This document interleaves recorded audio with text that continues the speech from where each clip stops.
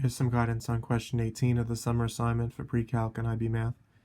You have a function f of x is equal to x squared minus 6, which is a quadratic function, and you're trying to find f inverse of x. That's that symbol. So this would be the inverse of the function that's given. In order to find the inverse, as a reminder, what you have to do is you have to switch x and y, the positions, and then you would solve for the value of the new y.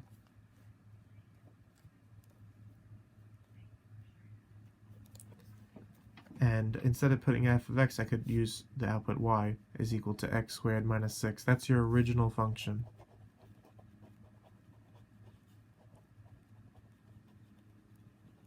You start off with that original function. And then what you're going to do is you're going to switch the positions of x and y. So instead of y equals, it's going to be x equals, instead of y squared, instead of x squared, it's going to be y squared minus 6. So this is the first step, and now what we have to do is solve for y, which is the new y, not the, we already know what y equals in the original function. We want to know what y equals in the inverse function. In order to do this, we're going to isolate the y squared by adding 6 to both sides of the equation. This is going to be x plus 6 is equal to y squared. In order to isolate y, we have to take y squared and use the inverse, which is a square root, and also do that for the left side of the equation. So the square root of the left side, which is x plus 6, is going to be equal to y.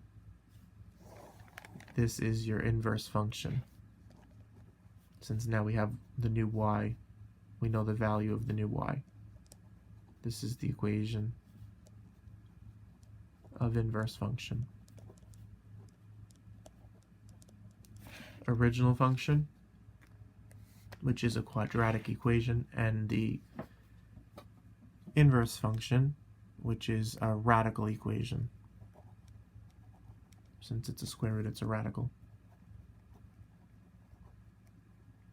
Another important thing to note is that if we graph both of these, you'll see how they reflect over each other over the line y equals x.